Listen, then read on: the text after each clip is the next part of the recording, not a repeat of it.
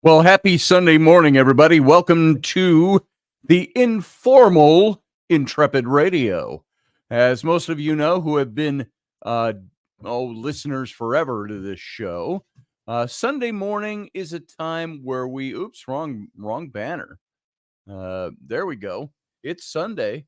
This is a time where we don't get so formal with anything going on around here, but we just talk and talk about issues, talk about stuff, talk about family, talk about whatever's on your mind. We may even have a Rainy sighting this morning, other than just her picture sitting back here, which is back here all the time.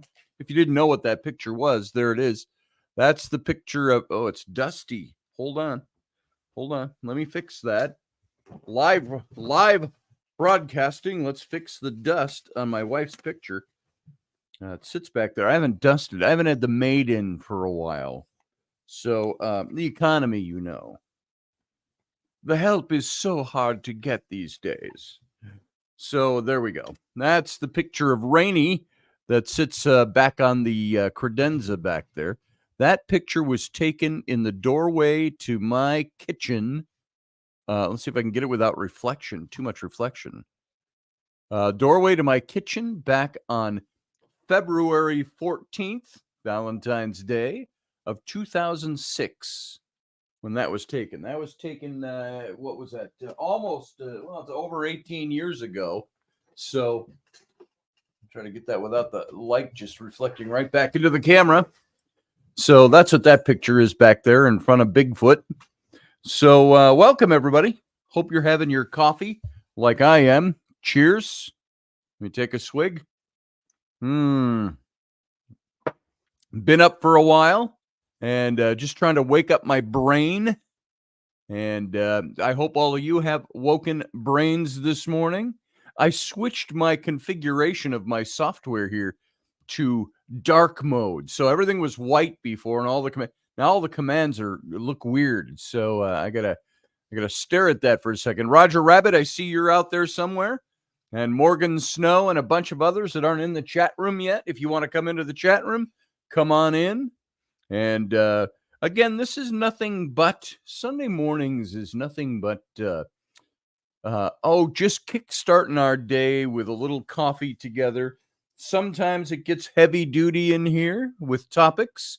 Other times it's just plain old talk. There, one of the lights was off. And sometimes we get heavy with politics, sometimes heavy with metaphysical stuff, sometimes paranormal stuff. I am, because I saw a picture this morning, and if any of you are on my Facebook, my social media, I put up a picture of Uncle Dave, who always joined us on Sunday mornings. Like we said back when he passed away, we all have people in our lives that have gone on, that have died, that have left us feeling bereft, a little empty sometimes. When it happens, at first you don't think it's ever going to change. You're going to feel that empty space. It's never going to go away. Yet we think at the same time, and we know at the same time, that this is going to pass, that those things, they soften over the months and the years. And now it's been a little over a year since Uncle Dave died. And I don't like to use the word passed away or moved on or whatever. They died. The physical body is dead. It's dead and it's gone. That person we knew is dead and gone. And so, and that's what we're left to deal with. The grieving is not for Uncle Dave or your mom or your dad or your grandparents or your uncle or your friend who died. The grieving is for us because we miss them. There's a big hole that's left. So I threw up a picture of Uncle Dave this morning that came up in my feed of him wearing a little plastic horned helmet that was my son's. And people say, oh, that's a Viking helmet. No, Vikings didn't wear anything like that, as we know nowadays. But a faux Viking helmet. Let's put it that way. And with his big white beard and all of that, and Uncle Dave, I never saw him as being close to my age. He was always a little younger. I thought he was about 10 years younger than I was, but he would have turned 60, uh, 61, I think last month he would have been, and which only puts him a couple of years behind me. So, but we all know that story. We don't have to recap what happened to Uncle Dave and what took him. But um, I miss him. He always would come in on Sunday morning. Sometimes he'd be here before I was even here, waiting for me to show up. There were days, and I'll admit it, Wendy and I talked about this once, and I said, Dave needs to get his own show. I said, because he's always here. He's ever present. And it wasn't because I had any problems with Dave. It was that there were times I thought, Dave, you're here all the time. And of course, now I wish he was here all the time. Isn't that funny, the way that stuff works?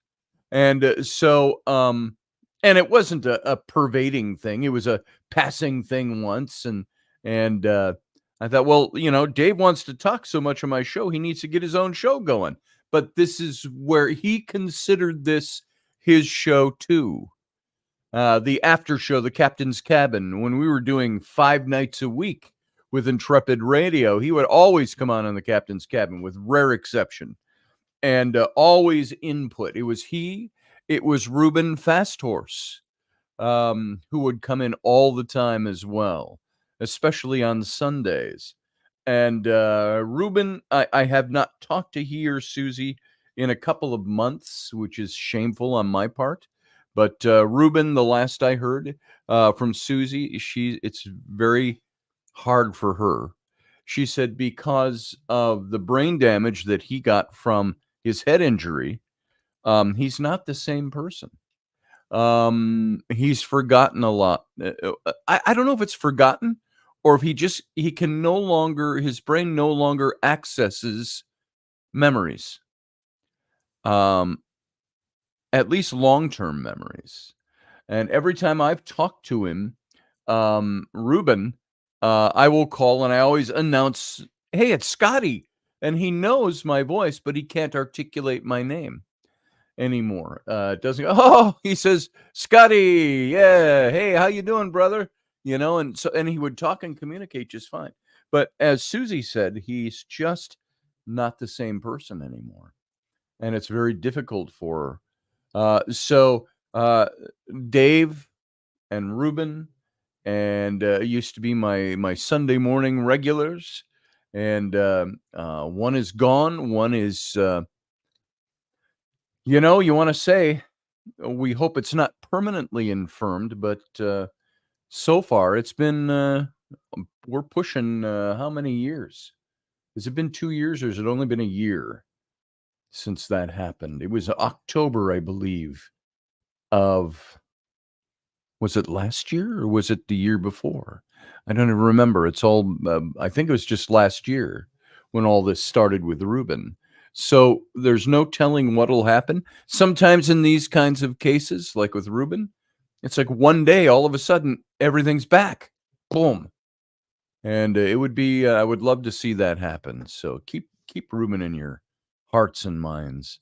Getting him on the radio show probably be an impossibility these days. So there you go. Mortality. We're constantly thinking of mortality. I think of my own mortality. Now, when you're younger, you don't. It was the same year Uncle Dave passed.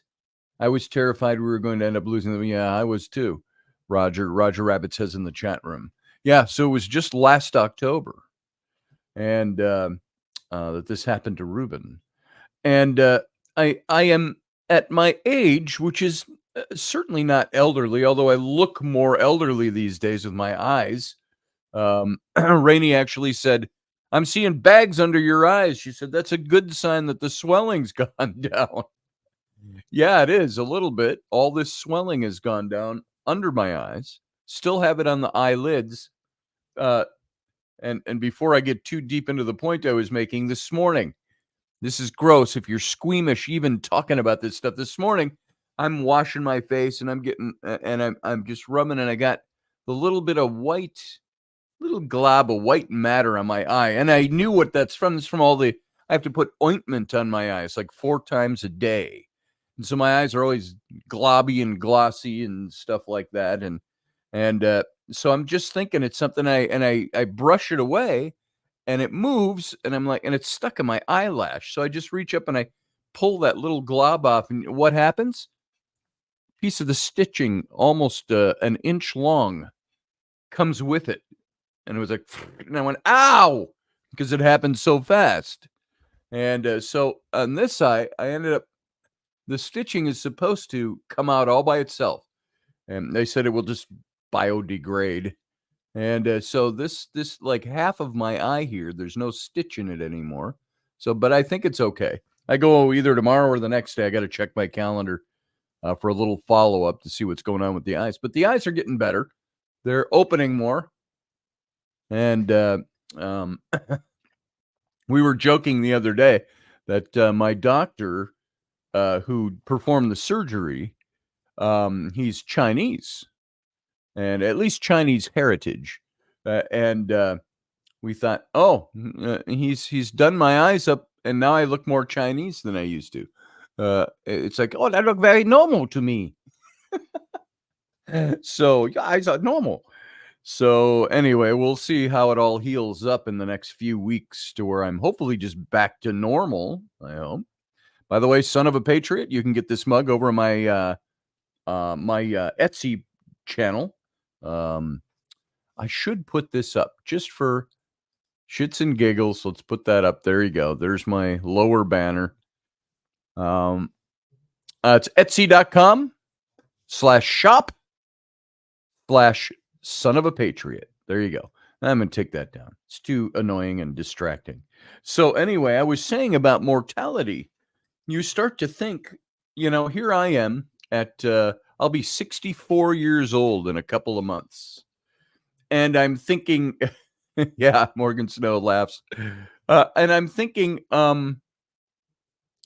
wow, I'm not a young kid anymore that has all these great you come up with a new idea when you're in your 60s. It's like, oh, that old guy came up with something. Or you progress an idea you've been working on, and you've finally, after 30 years of trying to make something happen, something starts to come to fruition.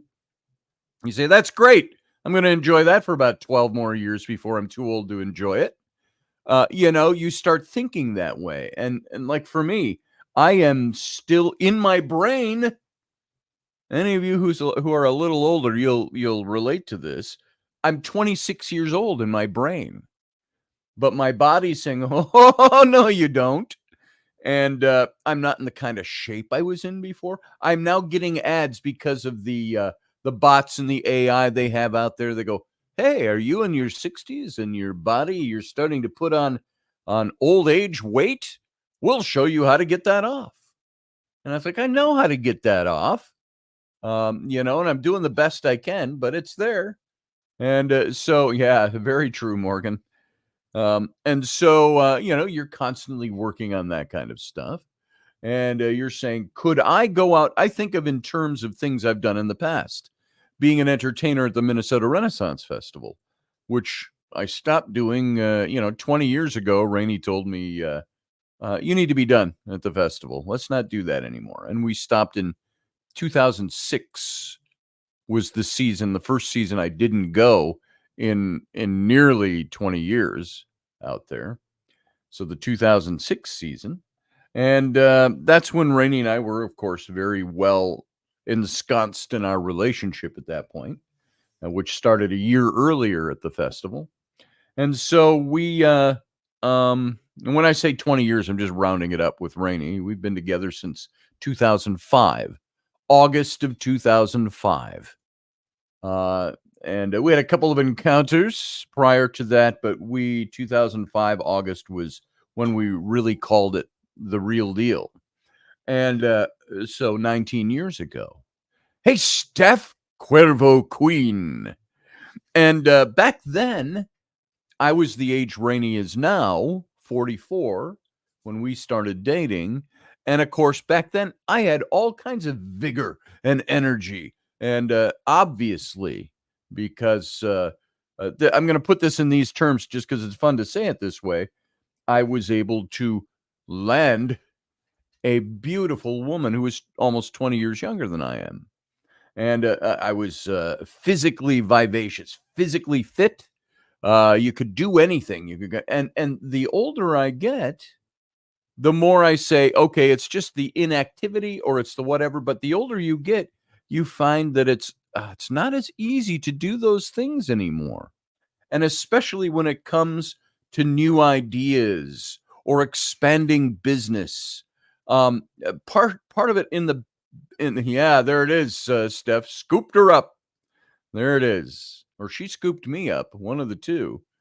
And so it was, and that all started from the talk of this picture. Those of you just coming into the broadcast, this is the picture of her that sits back on my credenza. It's hard to see with all the reflections, but that was Rainey, when we first sealed the deal. This was February 14th. It was, I'm trying to catch that without all the reflection, but that was uh, St. Valentine's Day of 2006. And she's standing in my kitchen doorway, which was one step up from my office. And she's looking. I said, just hold that pose. And I took a shot of her. There she is. Rainy February of 2006. So that's, yeah, boom. You're right there, Steph. And I got to set that so the light doesn't reflect right back into the camera. And so we set off on this journey together. And there's days I think she's disappointed that I'm not where I was pushing to be. I was always just an artist and trying to do things to get us ahead.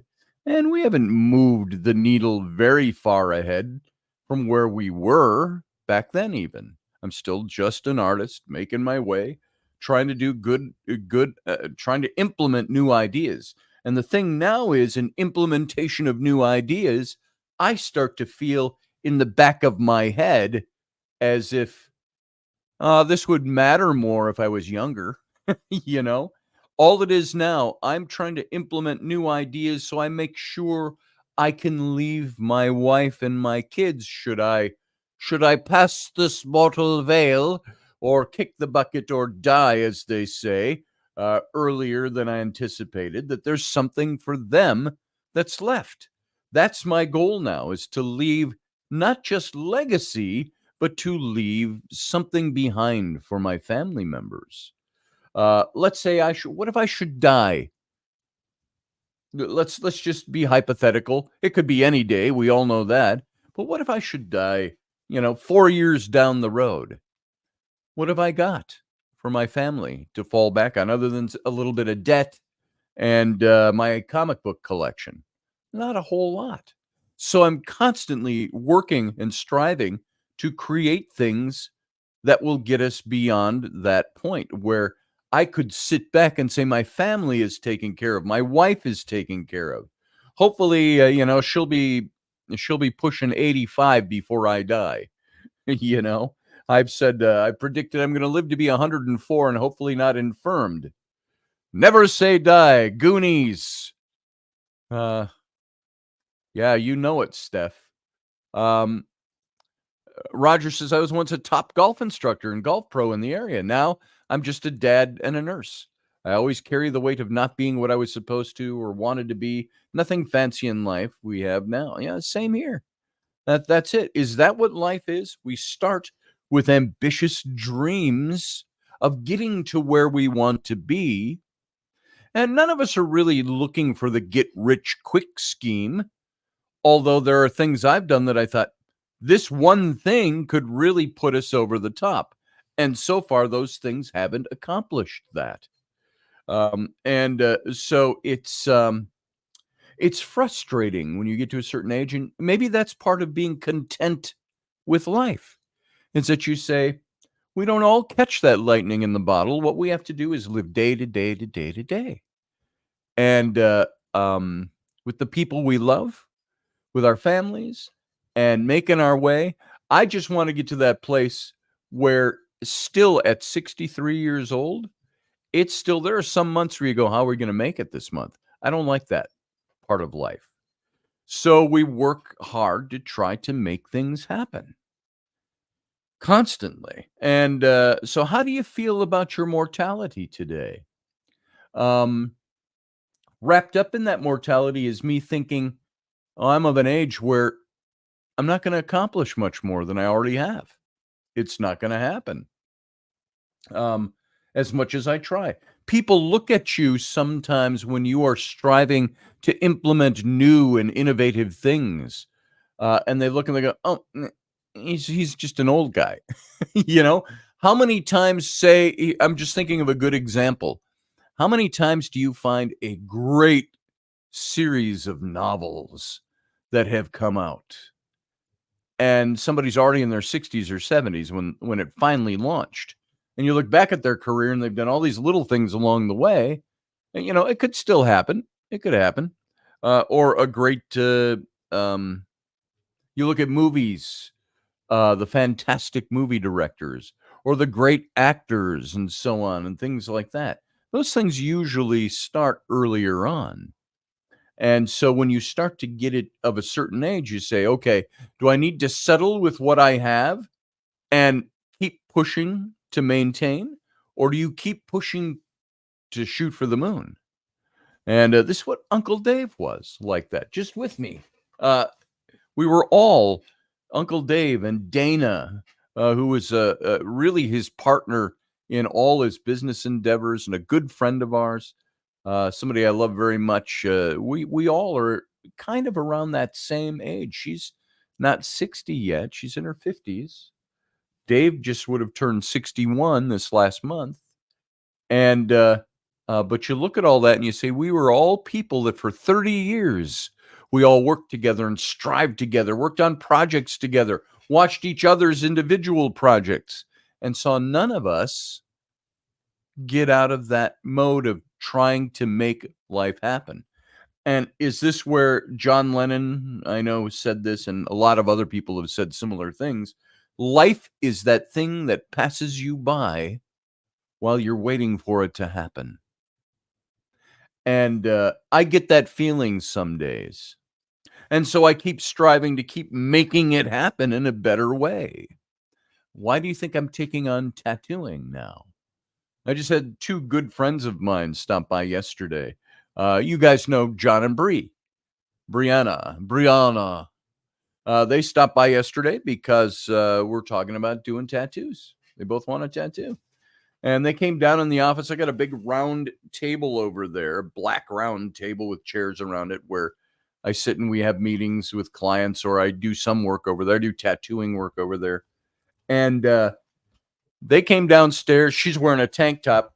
And we came downstairs and she laid her arm right down on the table. She said, "Let's go." I go, "Whoa, what do you want?" So we talked about what they wanted and things like that. And so, um, working harder, Steph says, but working harder and more stress can lead to an earlier dirt nap by the pressure you put on yourself. Yeah, I'm seeing it in friends. I get that sometimes. I hear men in their late 50s start hard focusing what they're leaving their family and talking more about dying that you never heard 5 years before. Yeah, exactly. I get that. And there are times my brain used to zip right past that. I wouldn't focus on the possibility of dying, the possibility of leaving my family behind, mortality, as we call it. But more recently, I think about that. My body's doing weird things. I'm more tired all the time. And I don't know what that is. I don't know what the cause of that is. I've asked my doc, why am I always tired? He said, you're just getting a little older. I said, can we do a little more digging than that? Is there something going on I don't know about? And and it's always there's one little thing it seems after another. These little things you got to keep dealing with. And I'm like, should I live so long? Where am I going to be 20 years from now? When I'm 83, what's my body going to be like? And maybe it's low testosterone, Steph. I don't know. It's something's going on. Um, low testosterone. I ask myself that, and I say, well, I'm just as, and not for shock value or effect. I'm still just as, for lack of a better word, sorry for sensitivity. I'm as horny as I ever was. I mean, I'm a guy. I see Rainy steps out of the shower, and I'm like, swing. Hey, how you doing? It's still there. All of that is still there, but my body has gotten tired. Now, I'm not speaking specifically sexually there, but there are some moments I thought, wow, if Rainey was in the mood right now, I'd be in trouble because I can barely keep my eyes open. So, we always associate it with sexuality and our abilities sexually and things like that, but it's not supposed to be it's not always dealing with the horny part, says Steph. Yeah, it doesn't take much. I'm a guy. I call up your post right here and I see that little round picture of you in a tank top and I go, how you doing? So it's there in the head, but not talking sexually. The body is starting to degrade faster than it used to. And there's all kinds of little things. It's the constantly being tired. Anybody who is in their 50s or older, are you experiencing that? I have all the little things, It was my eyes for my cataract surgery. It's like, I thought cataracts hit people in their 80s. No, I guess not. I guess that was from a youthful perspective when I saw it 40 years ago. Might have been somebody in their late 50s, early 60s. Yeah, it's there in the head, says Roger Rabbit, just not the right one.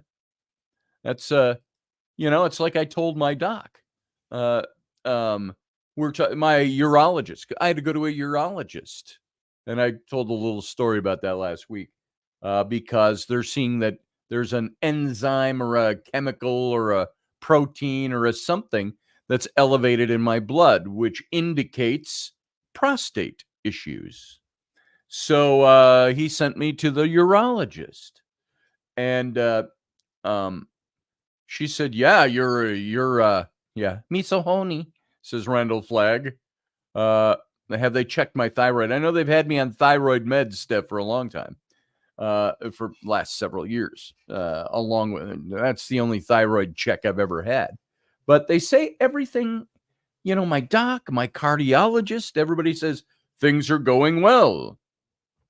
Morgan Snow says, I'm not cleaning my gutters anymore. Is that a euphemism for something? And so that's what Rainey is facing right now. She, Rainey got she got her period the other day and she says, damn it, I wish this would stop. And I said, don't wish that yet. You want that stuff as long as you can have it. So, I lost my little bit of my train here, but talking about all this stuff, you think there's this goes wrong, that goes wrong, that goes wrong. So I had to go to the urologist. That's what I was on to check to see if I've got prostate problems. Because now all of a sudden I'm at the age where I can start having prostate problems. The enzymes were elevated, and so they wanted me to check it out. And so the next step, I have to get an MRI done. So they got to find out from the MRI if they should do a biopsy, stuff like that.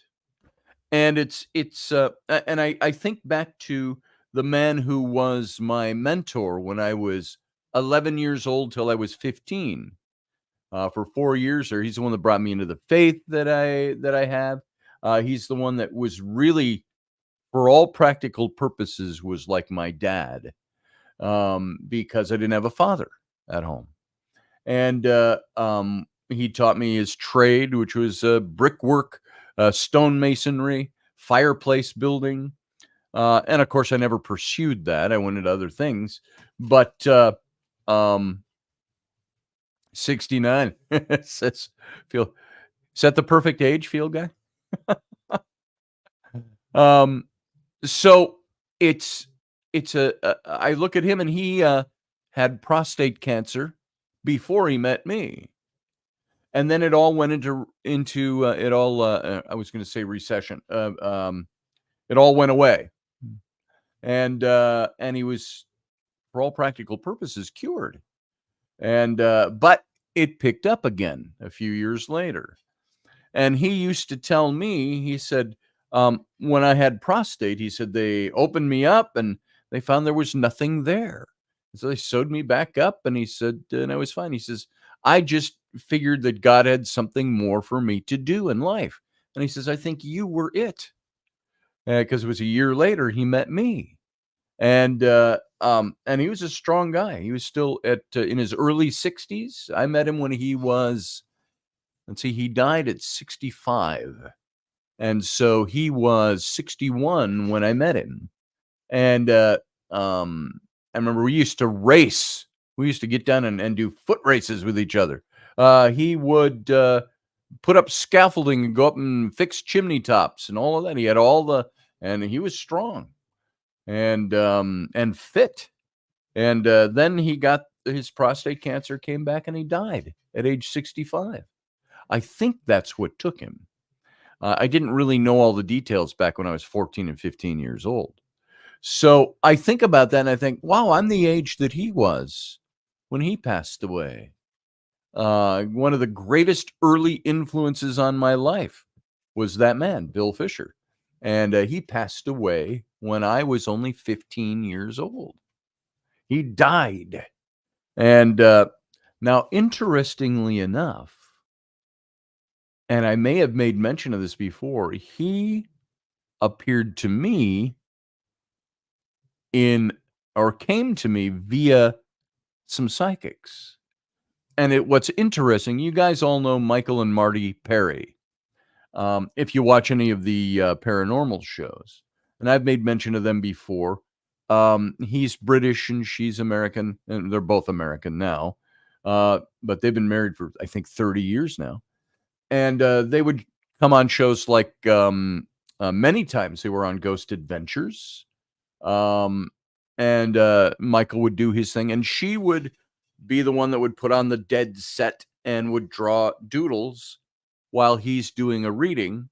And she would end up inevitably many times drawing pictures of the people that he was talking about. This is this person who died in your life, and she'd draw a picture, not knowing who they were talking about or who the person was. And so I had a reading with them at Waverly Hills back when we really first got to know each other. And that was back in 2000, I want to say 7 or 8. I was at a Darkness Radio event. I can't remember if I spoke there or if I just read tarot there. Hey, Delaney. Delaney Pearl Jones is in the room. And remission, that's the word, Steph. Thank you. Over in the chat room. And so they did a reading for me back in 2007-ish, 2008 maybe at the latest. And they didn't know me from Adam back then. And I didn't know them very well. And I went up to their hotel room and Michael did a reading for me. And he says, don't tell me anything about your life. He says, I'll tell you what I get. And if I have any questions, I'll ask you. And he was seeing people. This is where he saw my aunt jumping up and down and saying, I'm over here. And he says, I see her. And he says, what's your name, love? He says, I see somebody that wants to talk to you, Scotty. And he says, it's Sandy. And then Marty took off her headset and she said, she's saying it's Andy, not it's Sandy. It's Andy. And Andy was my aunt who had passed away in 95 at a very young age. 95, I would have been 35. She was 46 years old and got taken suddenly with an illness. And he described her. He says, short and lean and red hair and jumping up and down and happy and giddy. That was my aunt. And then she brought in my grandfather, who had passed away the same year. He was the one that had the island down in Honduras. And he was saying, and this is my Jewish grandfather. You could almost see this. He said, she's brought in somebody. He's a older man, very tan. He said, and a white shock of hair over his. I knew right away who he was talking about. I didn't confirm it at the time because he told me not to say anything. And he says he's doing this, and he's saying, "I was the money. I was the money." And when he said that, I said, "I know exactly who that is, Michael." And because that was my grandfather. The reason my single mother of 3 children, I was the middle kid. I had an older brother, younger sister for many years in our family before she remarried when I think I went off to college and she remarried. And but during all those formative years, the only reason I think that we made it and didn't fall into homelessness or impoverishment was because my grandfather. And um, so I'm happy to see you healing up good, says Pearl Jones. Thank you. It's getting there. It's still, it's still, it'll get there. And so my grandfather was there, and that was the way he identified him. I was the money. And so my aunt, and then she said, "There's somebody else that wants to talk to you." And this is, if you've heard this story before, I've told it before, but Michael says, "Okay." He says, "There's somebody else who wants to come." Okay, they're here. I said, "That was fast." It's just different. Time is different over there. And there was he said, "There's a man sitting in a pickup truck, and he's got his elbow out the window of the driver's side, and he's dangling a set of keys. He's saying that you'll know who this is because of the truck and the keys." And I instantly knew who that was. That was Bill Fisher, the man that was my mentor. He had a pickup truck that a lot of people associated with him. He had a homemade wooden topper on the back of the truck. It was an old Dodge, by the way, and it was in 1972 when he bought that. And should be a classic now. But he had me paint on the side Bible verses. He had me paint John 3:16. "For God so loved the world that he gave his only begotten son, that whosoever believed in him would not perish but have everlasting life." And he had me paint that on the side, and another verse on the other side, and something on the back, the door of it. And so he was known for his truck. And people at the church we went to knew Bill's truck. Everybody knew his truck. And I would love to have that truck now. And so this was the identifier, was the pickup truck where he's hanging his elbow out the window and he's got a set of keys. He's showing, "This is my truck. You'll remember this." Now, Bill was very much a conservative, fundamentalist, Baptist, born-again Christian. That's what he got me into, and all of that when I was a kid. And yet, he said, Michael said, "He's saying to you, he's very proud of where you are and the things that you're doing." And I said, "Well, what's he doing? Where is he?" And he says, the answer came back from Bill, "Things over here aren't exactly what I thought they would be." Now, from a conservative fundamentalist Baptist perspective, "Oh, you're dabbling in black magic arts and satanic stuff. And that's a lie of the devil. That's diabolical mimicry," as Justin Martyr used to call it way back in the 2nd century. And was it that? Was it Satan trying to deceive me? Or was this actually Bill? And Bill saying, "Things aren't what they used to be, or what I thought they would be. It's different over here." He didn't mention heaven. He didn't mention God that I recall. I didn't ask. I think I at times when doing paranormal investigations, I've asked, "Have you met God?" I've asked whatever entity we're speaking with, "Have you seen God? Have you met him? What's going on over there?" So on. And so uh, this was Bill, who had passed on when I was 15 years old. He died. He died while I was gone on a trip, and his son flew me home from the trip. I was with the youth group. We took an Easter trip every year where they'd load up a big bus with 52 kids could come on this trip from the youth group, and they traveled throughout the country. We'd go to certain places, like we went to Washington, D.C. one year. We went down to Florida one year. We'd stay at churches along the way. You bring a big box that goes in your overhead that's got snacks that are supposed to last you for the week, and then whatever spending money you want. Do you know how much it cost to go on the Easter trip back in the 70s? To go travel to Washington, D.C. and see things? The cost to go was $50. So they rented the big bus, and we all went, and then whatever spending money you could bring along, and so and then they had money if you ran out of money and couldn't go into an attraction, it got covered. So that's the way it was back in the 70s when gas was 14 cents a gallon.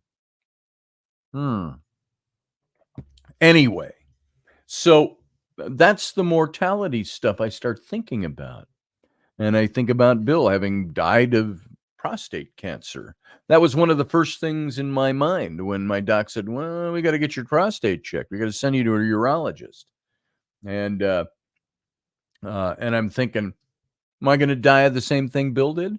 Now, I'm not worried about it. I'm not living worried. But it hit. That was the first thing that hit my mind. Oh, I'm going to die of prostate cancer, I guess. Of course, you don't know that, but that's a random thing in the back of your head that comes up. Say, I'm at that age. Is that what's going to happen now? I don't even know that I have cancer. I know the doc did the old, snapping on the rubber glove and had to put a finger up me bum and to just do a quick feel to see what's going on. And it lasted all like 2 seconds. And it was strangely not uncomfortable. I've had that done many times, and she must have really lubed up her finger or something. And I was like, oh, you're done already? Oh, ooh, hey, hello. Or to quote Chevy Chase in Fletch, you got the whole fist up there, Doc? And it didn't take her long. I think she was just trying to see what she could ascertain. And she said, your prostate is big. You got a big prostate. And I go, oh, is that bragging rights? I can get on my show now and go, my prostate is really huge. So I got to joke around with her and all. But there's nothing like, and I mentioned this when I first told this story, there's nothing like going into your urologist and finding out she's a really good-looking, well-built woman. And you go, this woman's going to have to stick her finger up me bum at some point.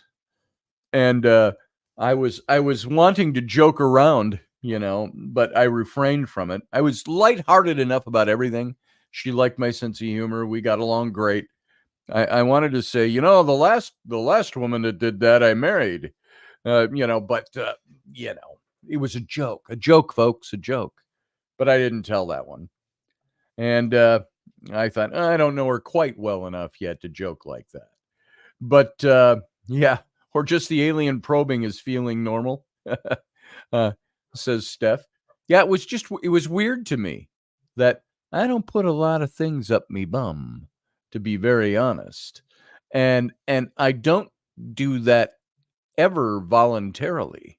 That's an exit only spout or hole on my body. Exit only. And so very rare. The only times anything's have been up there is when a doc has done it. And so I was surprised by how not uncomfortable it felt. It was like, oh, well, that was weird. So anyway, that got done. And she said, it all seems normal. It's just big. So she said, let's get an MRI done. So that's the next step. She didn't drive a brown probe. That would be funny, wouldn't it? But she was rather fetching. And so when she said, here, I need you to lean on the table and drop trow, I was like, oh, well, here we go. So, and there's nothing like having to do that with somebody that is not your significant other, but is almost as hot as your significant other. And you're like, well, okay. So that was just another story. Makes for a funny story. What does Roger say here? Bet it wouldn't have been as comfortable as if it was Dr. Bubba was snapping those gloves on. Yeah, probably not. I think she had slender fingers or something. That was probably very helpful. Uh, uh, Steph says, maybe in your sleep, you're being desensitized by someone. Hopefully not. At least I don't detect any of that. So if it's happening, I'm oblivious to it. So anyway, all of those things start to wrap in. It's like folding into, something you're cooking. I'm going to fold in this ingredient now. So I'm cooking old age. It's encroaching. It's out there. I'm older, but I'm not elderly by any means. And I've said that a million times on this show. But yeah, don't let the ring get stuck. Ain't that the truth, Randall Flagg? Hey, Heather White in Scotland. Good to see you. She says, hello, everyone. How you doing this morning, Heather? Good to have you. You should call in this morning. So, and by the way, if anybody wants to call in, I'm just rambling. It's Sunday morning ramble. So here's the link. I'm going to post this in the chat room. And if you are over on Instagram or Facebook or any of these other ones, you can come on over. Here is if you want to call into the show, there's the link. Hey, to James McMichael and Chris Rufert and John Piper over on the Instagram live stream. And I don't see many of you over here from Facebook. Most of you come in from Facebook to the YouTube channel to get into the chat. I said, what are you trying to feng shui or something? Holy hell. Yeah, there it is. I've always had a male gynecologist. When mine was out, I had a female covering for him. She was so brutal. I asked her if she was trying to move around furniture in there. Nice. So now that is what I've heard is if they have to do a biopsy on my prostate, I said, well, how do they do that? I know it requires taking a little cell sample. She said, well, they do it. It's like an ultrasound. They insert you've seen those ultrasound wands with the little knob at the end. She said they insert that through she said your bottom. And I repeated, I said, oh, my bottom? And she says she inserts that, they insert that to your bottom. And I said, oh, my bottom. And she reaches over, she kind of touches me on the wrist. She goes, yeah, funny. And they do the biopsy that way. They take a little cellular thing. I said, I certainly hope they give me something to dull down all that's going on. Just chilling, waiting on pizza to be delivered. Nice, Heather. I want a pizza with some Guinness. Oh, I need to get some of Uncle Dave's pirate poetry, by the way, that all involved Guinness. Heather and I were talking not long ago about loving Guinness. And they had out at the festival, the Pirates, who Dave was one of the pirates. They had their pirate poetry. And it would be, what was the one with the guy with the pumpkin shell? How does that one start? Peter, pumpkin eater, had a wife and couldn't keep her. Put her in a pumpkin shell, slammed her in the oven at 350 degrees for 2 hours, and slammed her down with a pint of Guinness. Arr. And that's how they did all their pirate lullabies. And they had a whole bunch of those like this. It always ended with and slammed it down with a pint of Guinness. So, sorry, Heather, you just make me think of having Guinness. So, she says, normally get a meat fest one, but this is just plain cheese, so my wee boy will eat it too. Doesn't that suck? We love these great pizzas as adults. I want the pizza with the stuffed crust. And I want, give me extra pepperoni. And the kids are like, I won't eat that. And they end up picking off all the meat. And so you got to buy them just, like my 9-year-old still will only eat cheese pizza. And I like weird pizzas too. I like the meat stuff. I like where they have like the thick, what do you call those? Really thick pizzas. And I like them stuffed with meat, extra sausage, and put onions in there. Yeah, red onions, and throw in some pepperoni, and maybe put a little layer of Canadian bacon on that, and just swathe it up, a little extra sauce, a little extra cheese, and then your kid is like, oh, I don't like that. So you got to order them cheese pizza. Okay, we'll make you a cheese pizza. We'll get a cheese pizza. So not a fan of Chicago style, says Randall Flagg. I like Chicago style. I like the pizza where you get the big pieces and you kind of fold it in half to eat it, and it's dripping oil. That's your good New York style. Or is that New York or is that Chicago style? Chicago style is the thick pizza. There's another name for it. See, my words are already gone. I'm getting old. So, I love all pizzas. Oh, TBH, I could live on them. Yeah, me too. I like pizza. I like, I like the meat pizzas. I also like the chicken with the white sauce instead of the red sauce, the Alfredo sauce. Chicken with red onion and mozzarella cheese and white sauce. And if they're feeling fancy, a little spinach or a little broccoli cut up onto it. That's a good pizza. Hey, Jeremy Henson, I see you're in here somewhere. Good morning to you. Barbecue pizza, Morgan Snow. Yes. We used to get one up here. It was called the Cowboy Pizza. Through, you all have Papa John's pizzas where you order the pizza and it's not cooked yet. You go pick it up and you put it in your oven at home. That's a good pizza.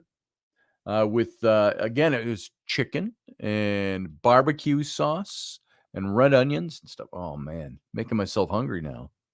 So, yeah, I love pizza. And, I wonder at what time am I supposed to sit back and just eat, because of my age, a mess of pottage, a little, vegetable porridge. Oh, here's your vegetable porridge, grandfather. When's that going to happen? So far, I feel vivacious, except were it not for my white thinning hair, my white whiskers, and some of my wrinkles. This is just personified because of the surgery right now. But if it weren't for that, I think I could still pull off. If I still had my dark hair, I'm in fairly decent shape, and still energetic in the brain. My body doesn't always follow suit, but I can still do stuff. I'm a stuff doer. And so, the only things holding me back are getting a little older. It's like I've thickened a little bit. My rib cage is now this big when it used to be this big. My gut, the same thing. You're like, where'd that come from? I don't weigh any more than I used to 10 years ago, but I got more fat on me. Why is that? It's my muscle. I'm not doing as much muscle work. So, but I can get out there and do what I need doing. And I went up and dug up a big long strip for a flower bed by shovel. And it was a little more taxing because I hadn't done a lot of that lately. Chopping up sod and digging out sod and wheelbarrowing out and, planting and stuff like that. I don't call that gardening. I call that landscaping. So, I can still do that stuff. My coffee is cooled down. I've got my Captain Kirk coaster. We did these up. Rainey did these. I did the art, and then she prints these up. We took those along with all the tumblers she does and stuff to the art shows. So, digging up a strip. Field guy always takes it here. Digging up a stripper from a flower bed. That sounds like a Sopranos episode. I want him moved. We don't need him in the front yard anymore. Can you take him somewhere else? Or somewhere else. Yeah. Digging up a strip of along the driveway.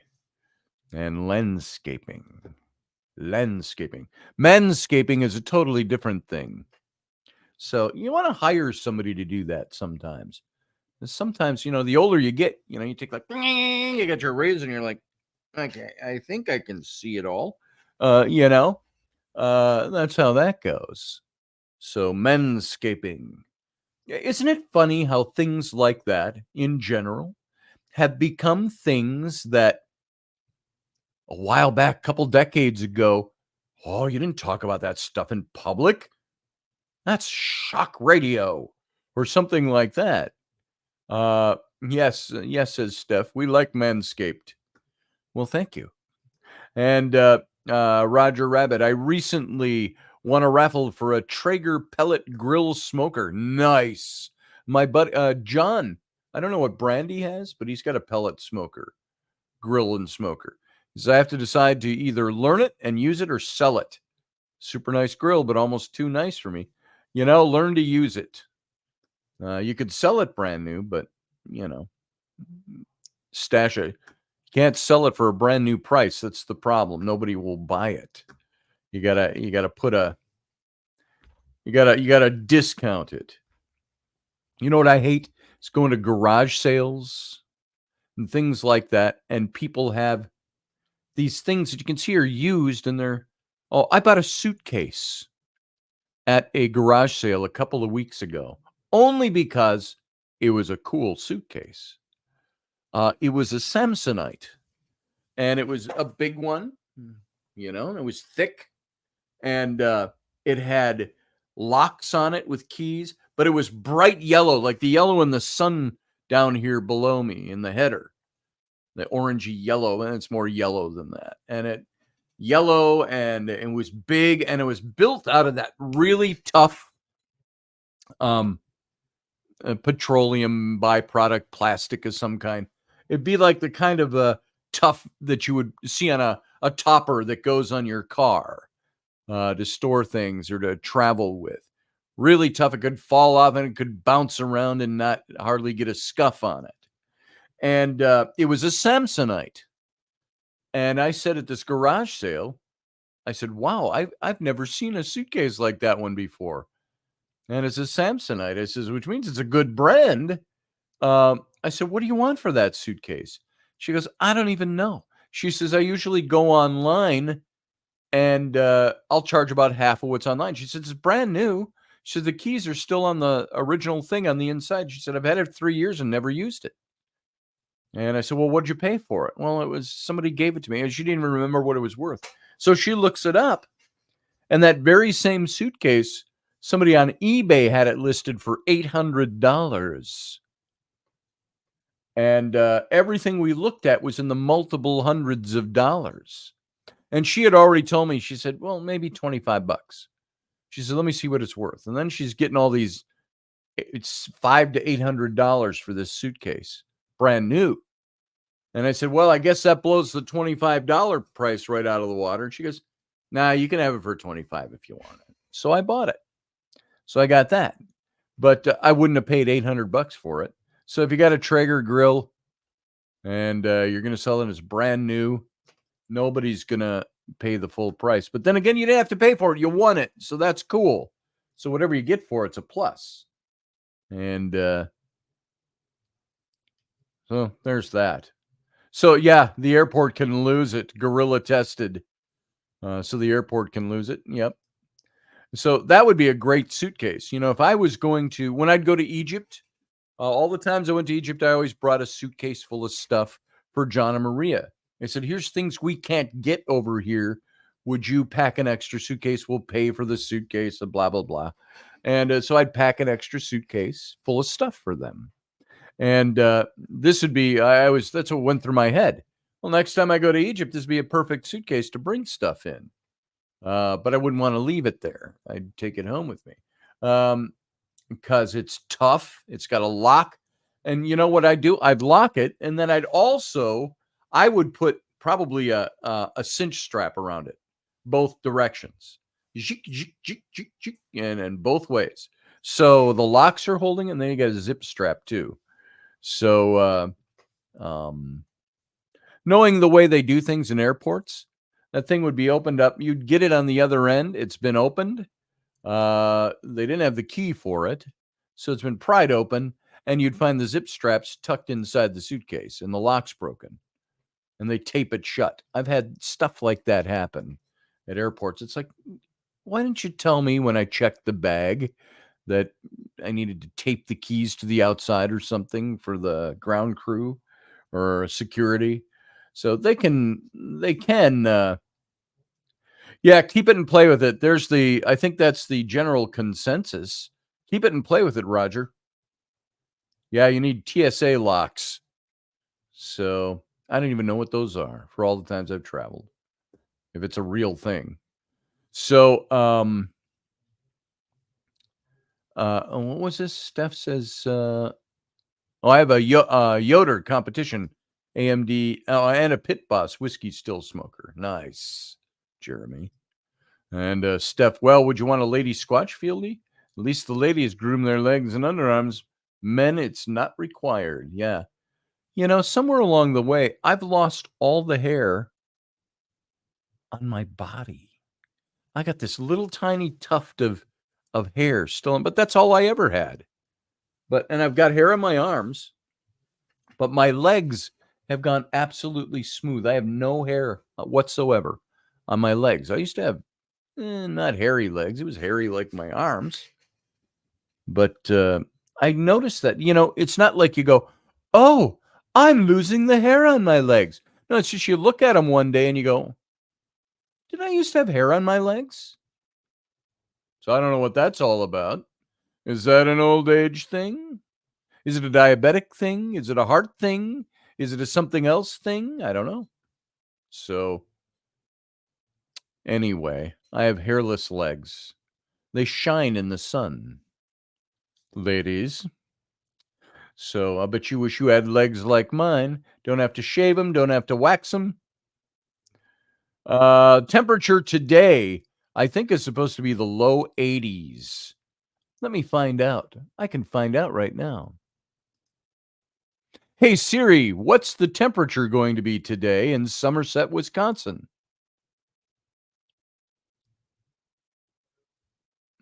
Hello. Hey Siri.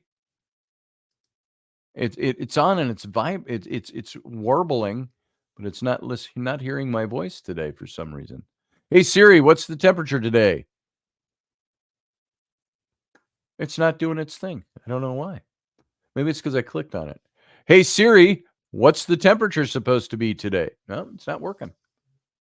Why is my Siri not working? It's doing the, like the magic ball thing inside the little icon, but as I'm speaking, but it's not doing anything. I don't know what the temperature is supposed to be today. It's supposed to be in the low 80s, I think. Hey Siri, make fart noises. Yeah, that'd be nice.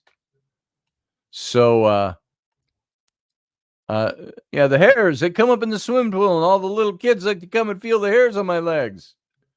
Not. So, I don't do that. So, all of Google crashed last night worldwide for about 4 hours. Oh, really? Why do you suppose that was? What happened there? Was it just, it was standard maintenance? Yeah. Yeah, right. Pull this leg and it'll play Jingle Bells. So, Rainey said she would come down and make an appearance today. I haven't seen her yet. She's upstairs watching TV with the kid. So, never heard of that, but I'm sure camel toe had something to do with it. With what? The Google shutdown or the hairless legs? So, let's see, is going live now. Oh, real Brad Thor is going live now. Brad Thor's kind of disappointing me. He's one of my favorite authors. And he's disappointing me in his anti-Trump stance. That just seems out of character for the kind of person I've always known him to be and the kinds of books he writes. But he's going live right now, but I'm on here, so I'm not going to watch him. I use DuckDuckGo as a search engine. Yeah, you can do that too. Actually, probably the legs also. Yeah. Let's see. I'll just find out. Let's see. Weather.com. I always go to weather.com if I really need to know what's going on. Let's see what we got. Weather.com. And if I go to today, let's look at today. It says it's 78 degrees today. Let's see. Today. I know it's about, here we go. Today's forecast for, it's got Lincoln, Wisconsin. I don't even know where Lincoln, Wisconsin is. So I'm sure it's not far from here. It's saying 76 in the morning, 82 by this afternoon, Jeremy Hansen. And 76 today in Lincoln, Wisconsin. I have no idea where Lincoln, Wisconsin is. Why isn't it using my search city or zip code? Let's do it this way. Close the ad that pops up.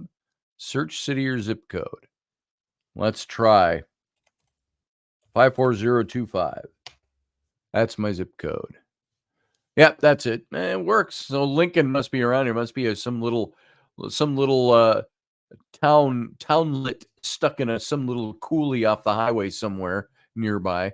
Why it zeroes in on Lincoln, I don't know. I don't even know of a Lincoln, Wisconsin. So it's going to be 82 degrees here today and sunny, and the humidity is up just a little bit. So what's it doing for the week is what I want to know. Where are we going this week? Let's see. All in the low, pretty much the same weather all week. 83, 83, 84, 82, 81. Partly cloudy the whole week, it says. Mostly sunny on today and Tuesday. Mostly cloudy the rest of the week. There's my, oh wait, there's a map. Where's Lincoln? Is that Lincoln right there? That is roughly, if I were to drive that, it's about 40 minutes from here. Lincoln, Wisconsin. It's a little tiny town north of Amory, Wisconsin. And Amory takes me about a half hour or more. And Lincoln is up on a lake. It's on the Apple River. Apple River runs through this town. But Lincoln is way the hell out there. That is, it would take me about 40 minutes by car to get to Lincoln. So there you go. How's that? There's your geography lesson for today. We'll move on to something much more exciting than that. Let's see. So it's going to be a beautiful day. Yeah, there's the bottom line. It's beautiful out. I was outside already this morning before the show, and it's nice. Steph says, I hear Commie AIs had another interview. Oh, yeah. To an ABC affiliate yesterday. Friday, it was brutal. Yeah. Well, look at the way she answered. There's a couple of things I got out of that. Number one, if you compare some of her answers to the answers she gave in the debate, they're almost identical. What does that tell you? It tells you that she memorized what she needed to say for the debate. And we went on, if you missed Friday's show, we went through 25 different points that the ABC moderators, David Muir, Lindsay Davis, did not fact check her on or offer up any alternative facts like they did to Trump. 11 times, 7 of those were fact checking. They did to Trump. They didn't do that once to her. And some of those were so blatant that it was unbelievable. And so we went through 25 points. He gets. So of where they, and these weren't contrived points, by the way. It wasn't like, oh, she said the sky was blue and it was actually partly cloudy. Lie. That's not what we did. And we went through and found 25 issues that she made statements on that she should have been fact checked on if they were going to be balanced. If they fact checked Trump, they should have fact checked her. A moderator's not supposed to fact check you anyway. That's up to the other person in the debate to fact check you. That's why it's called a debate. I never had a moderator when I was debating in high school or college or whatever. Never had a moderator fact check you. They'd just go to the other person. What are your thoughts on this or whatever, Well, how would you respond to the same question? They don't say, by the way, your facts are incorrect. Now let's go to the other person. I didn't even do that. Every time she said lies, I took a sip of my 7 and 7. I was gone before the debate. There you go, says the field guy. And people don't want to hear this for some reason. Why? Because people that support the Harris ticket are doing so not out of brains and knowing things. They're doing it out of, I want Donald Trump not to get into office, and I need my emotional, prostate tickled. That's what that's all about. Live fact checking has ruined everything. Yeah. What's that, JP? Hey, JP, welcome, by the way. Don't tell folk how it's really supposed to be, Scotty. Yeah, right, exactly. Right? So if you missed the show on Friday, you can go listen to it was in the last half hour of the show, I think, where we did the list of 25. You'll have to go look it up. And if you want to hear that, I could run through it again very quickly, but it took us about a half hour to get through that list. And people are sheep and they want to be herded into failure. Yeah. So says Field Guy. I like how they and 300,000 Swifties registered to vote for Camel Toe, nice, right after the election. Isn't that most of her fan base under 18? Right after the debate. Yeah, most of her fan base under 18 probably can't vote yet. Well, the left was trying to lower. That was one of the proposals 6 months ago. They wanted to lower the voting age to 16. What do you guys think of that? Should 16-year-olds and 17-year-olds be able to vote? Well, if you can go to war, I suppose, at 17, maybe you should be able to vote. I don't know. I don't want my 16-year-old kids voting. That's for sure. Unless they're informed. An informed 16-year-old would be fine. Make your choice, but make sure it's an informed choice. So, yeah, I don't want 16-year-olds voting. I actually think they should raise the voting age to 21. Let's get out in the world a little bit. Get out of mom and dad's house. Get out and start paying your own bills, paying your own taxes, spending money for your own apartment or house, whatever you're doing. Have your own job. Get established before you cast a vote. That would be, I'd be all for raising it to 21. Not that if you're going to college, you're still in college at 21, unless you take a 2-year BA courses. But I think you need to have a little life experience before you can vote for the country. When you're young and you have heart. When you're old, you have a brain. That's it, Jeremy Hansen. What do they say? You gave it a positive spin there. I heard it originally as, when you're young and don't vote liberal, you have no heart. If you're old and don't vote conservative, you have no brain. That's pretty much the way it is. Jason said I could actually support the 21-year-old voting age. Yeah, I'd be all for that. Why should somebody be able to vote if they're still in mom and dad's house and they don't know anything about life? And that's a generalized statement. I realize that. Then it also makes me remember that by the time Napoleon was a general of all the French armies and conquering things, he was only 23. Different times, folks. Steph says, right, because Taylor Swift ain't someone to follow for political ideals. Yeah, she doesn't live in the real world. No, she really doesn't. Taylor Swift, why would anybody want to vote the way Taylor Swift says? Because they're enamored with her as a celebrity. And it's kids, mostly.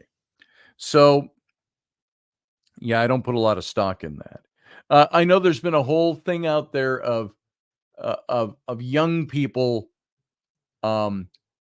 reacting the other way to what Taylor Swift did. They're putting up some of her songs showing that they're voting for Trump or that they support Trump or whatever. So, so Taylor Swift, who cares? She ain't someone to follow for political ideals. That's very true.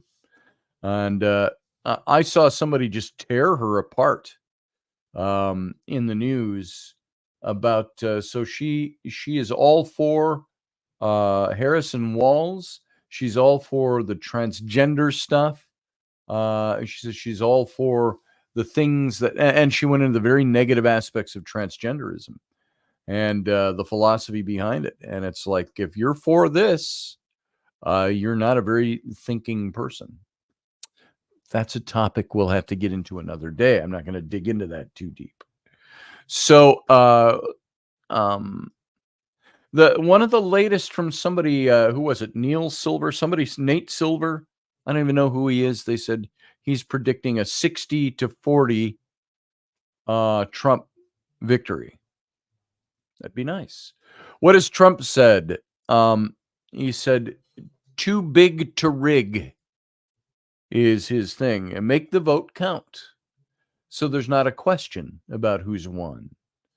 And here's the thing, too, is that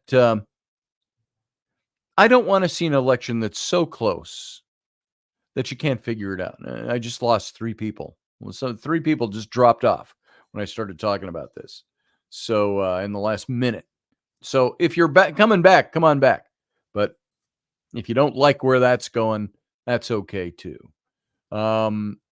So I want to say hello to Mrs. Lisa Duffy over on Instagram. I was just checking who's in there still, and a few of you over there. So welcome to the program via Instagram. If you're still watching via Instagram, come on over to the YouTube channel, and you can join the chat room over here and have more fun that way. You can even contribute if you want. So, where'd my show go? There it is. I'm on the right tab now. Not too big to postpone, though. Exactly. Let's see. Right, because Taylor Swift. Let me put this up so I can read it. Taylor Swift ain't someone to follow. Okay, for political ideals. She does not live in our real world. That's very true. So, yeah, I want to see an election come out where there's a clear winner and a clear loser. None of this too close to count stuff. And hopefully we're not going to see the rig coming in. But we were talking about Kamala Harris. That's how we started getting into this. She was doing that local interview with an ABC affiliate. Again, a friendly station. And the anchor locally in New York somewhere was interviewing her. And he asked her, the question that we've seen a lot in some of the clips was, can you give us 1 or 2 specific examples of what you do to fix the economy? And the first thing out of her mouth was, well, and she stumbled for a second. She said, I grew up in a middle class home. And she went right to that, and she went off on that and never came close to answering his question.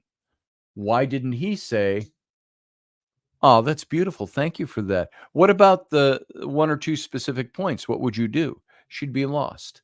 And when you look at the clips from that interview, a couple that you've seen, she's almost verbatim saying what she said when she answered those questions during the debate. It was almost a perfect memorization being spilled out. Hey, Scott Allen, nice to have you. And Kamala Harris is phony. The debate was phony because the debate, and this is why Trump has said, I'm done with debates, not doing debates anymore. Mostly because I think, would he do one? I think he said, even if Fox News wants to do it, I don't want to do one anymore. He says, I'm done with debates. We don't need to debate. We've seen where everybody stands already.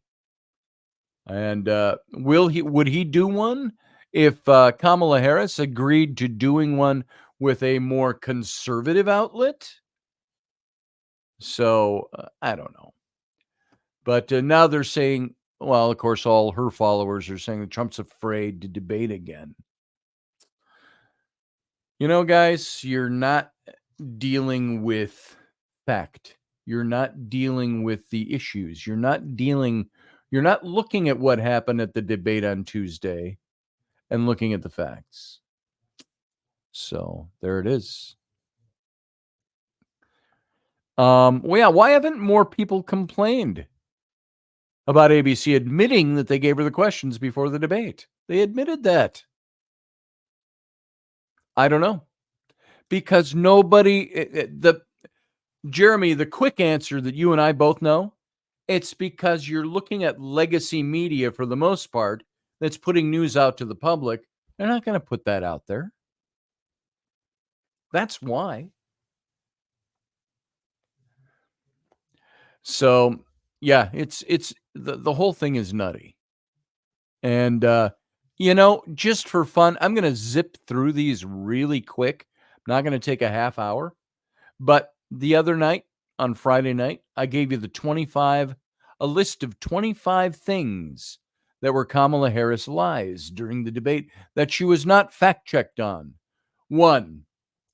Number one of 25, she said she was a middle-class kid. We've seen that repeated now in that local debate. But her father was a professor at Stanford, and her mother was a biomedical scientist at UC Berkeley. Those are not the narratives of a middle-class family or upbringing. She talked about the neighborhoods where all the lawns were mowed, that kind of thing. Trump's tax cuts was number two. She wrongly implied that the 2017 reforms under Trump disproportionately favored billionaires and corporations. That's blatantly false. And according to IRS data, on average, all income brackets benefited substantially from the Republican tax reform law in 2017. Under Trump, the biggest beneficiaries being working and middle-class filers, not the top 1%. That was pointed out by Justin Haskins in The Hill. Number three, the Trump sales tax. Harris asserted that Trump has plans to implement a national sales tax. But Trump has made no such commitment and has not indicated that he even introduce a sales tax if reelected as president. And he's talked about all these things that he's going to cut in middle-class taxes. That was false. Did she get fact-checked on any of those by the moderators? Nope. She talked about January 6th. The incident is the worst attack on our democracy since the Civil War. That's a repetition of what Joe Biden said when it first happened. Now, this claim doesn't hold up when compared to events like World War I, the attack on Pearl Harbor, World War II, and so many other things that have attacked our democracy. So she was not fact-checked on that. If Trump had said that, the moderators would say, it's a known fact, Mr. President, that World War I, World War II, the attack on Pearl Harbor were all worst attacks on our democracy since the Civil War. Next question. They didn't do that to her. Project 2025.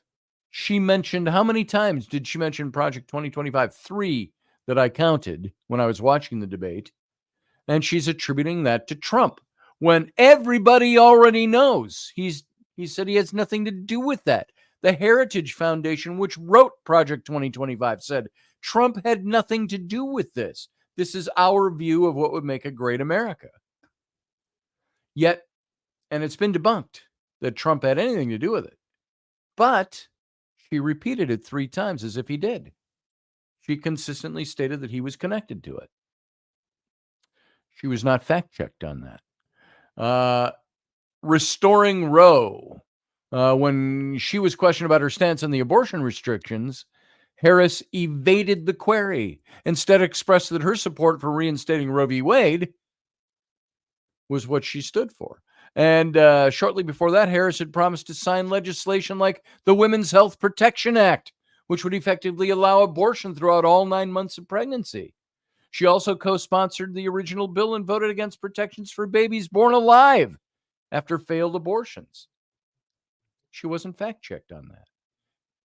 Now, the seventh one, pro-life laws criminalizing miscarriages and ectopic pregnancies. Harris claimed that various states have implemented Trump abortion bans that criminalize doctors and nurses, even in cases of rape or incest.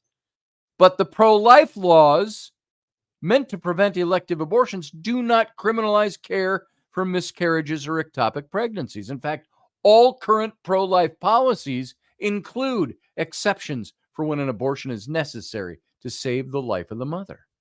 They did not fact check her on that. And this is all known stuff, by the way, folks. Number 8, Trump's abortion stance. Harris alleged that Trump would enforce a national abortion ban and hire a pregnancy monitor to oversee miscarriages and pregnancies if he's elected. However, the Republican platform for 2024 specifically leaves decisions about abortions to the states, which is what Trump said in the debate even. Trump's repeatedly stated that he wouldn't support federal laws restricting abortion. He will not implement a ban on abortion from a federal status. He said it is a state's issue, not a federal issue. She was not fact-checked for this in the debate. 9-month abortions don't exist, she said. During the debate, Harris claimed that no women in America are seeking abortions late in pregnancy. That's not happening. It's insulting to the women of America, she declared. Yet the Centers for Disease Control and Prevention report thousands of abortions that happen after 20 weeks of gestation. In other words, third trimester.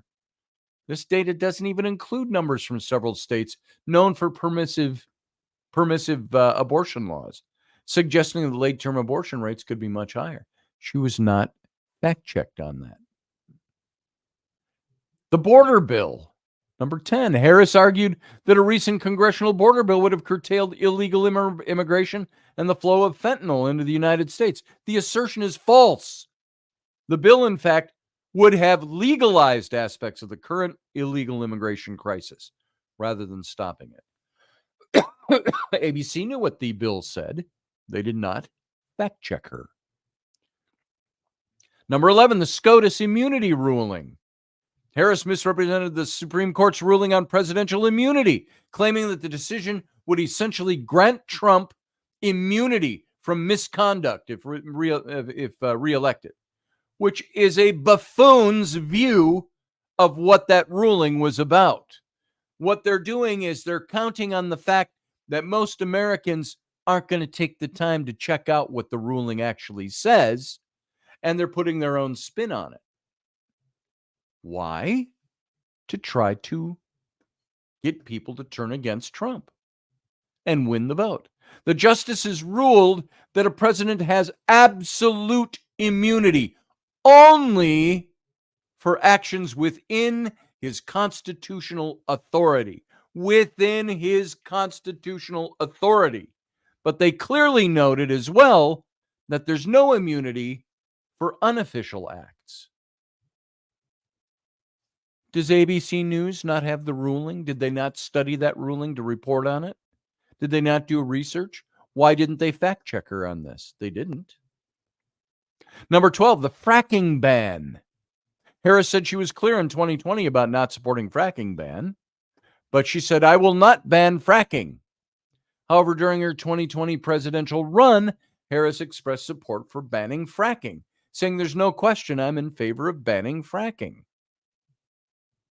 She was not fact-checked on that. Did ABC News not know where she stood in 2020? So number 30, which was only 4 years ago. How about the Minnesota rioters' bail fund? Harris appeared to deny her efforts to assist in bailing. She was shaking her head and laughing at Trump when he said it after the George Floyd riots. She went out in Minnesota and wanted to let criminals that killed people that burned down Minneapolis. She went out and raised money to get them out of jail, Trump claimed, as Harris shook her head, looking at him with that, oh, you poor sap, look on her face. As previously noted by the Federalists' Jordan Boyd, Harris had promoted a bail fund on social media, which helped release rioters and other offenders. I saw that when she did it. But she's now denying it. Why did not, it was ABC News not aware of this? Why did they not fact check her? Number 14, Trump's role in January 6th. Harris accused Trump of inciting the January 6th riot at the U.S. Capitol. This claim is false. Trump explicitly told protesters to peacefully and patriotically make their voices heard, and even sought to send 10,000 National Guard troops to the Capitol prior to the events of that day to make sure that there was control. Who turned that down? Pelosi. She had to be the one to approve that, and she didn't do it. They did not fact check Harris on this on ABC News. What about J6 deaths? Harris suggested that several police officers died as a direct result of the Capitol riot on January 6th. This is not accurate. Medical examiners ruled that Officer Brian Sicknick passed away from natural causes, not due to the violence at the Capitol. The only person killed on J6 outright was Ashley Babbitt, one of the protesters, shot by a Capitol Police in plain clothes within the chambers, beyond the door where they smashed a window. 16, the Fine People hoax from Charlottesville. You all remember this because it's been around since 2017. Harris repeated the debunked claim that Trump referred to white supremacists as fine people after the 2017 Charlottesville rally. And this statement is woefully misleading, as Trump was actually referring to individuals on both sides of the debate over the Confederate statues, that there were good people, fine people on both sides, not the violent extremists that were present at the protest. And this is only findable. This is as easy as looking at what he said after there are fine people on both sides. You just listen to the rest of what he said right there, another sentence or two. It was actually debunked as false by Snopes just a couple of weeks ago. Yet she repeated this. Was she not aware that it had been debunked and that they're misquoting him out of context? Was ABC News, David Muir, Lindsay Davis, were they not aware that this had been debunked? Are they that behind in their news? Are they that poor of journalists that they didn't know this yet? It was all over the news a couple of weeks ago. Finally debunked all across the board, even by Snopes. They did not fact check her on this point. Why? Why'd they let her get away with it? What about the bloodbath hoax? Remember when Trump said he talked about there'd be a bloodbath if he lost the election? In reality, his comment was about the economic consequences that would follow if Democrats won the election, not an endorsement of violence. And he was talking about bloodbath using a term that is used in Wall Street circles. A bloodbath is what happens when the economy crumbles. It's a bloodbath or an economic issue. It was a bloodbath. Wasn't talking about wreaking violence, but that's the way Kamala Harris presented it. The moderators at ABC during the debate know what the term bloodbath is used for. Did they correct her? Did they fact check her? Nope. Why not? Number 18, Trump's NATO comments. Harris distorted Trump's words, claiming he told Russia it could do whatever the hell it wants in Ukraine. She said that. And this misinterprets Trump's remarks, which came from a story he shared about confronting a NATO member that had not paid its defense obligations. Trump indicated he would not support this member unless they fulfilled their commitments. Had nothing to do about telling Russia could do whatever it wants in Ukraine. Did ABC News not know this? Or do they not have their finger on the pulse of current events? Why didn't they fact check her?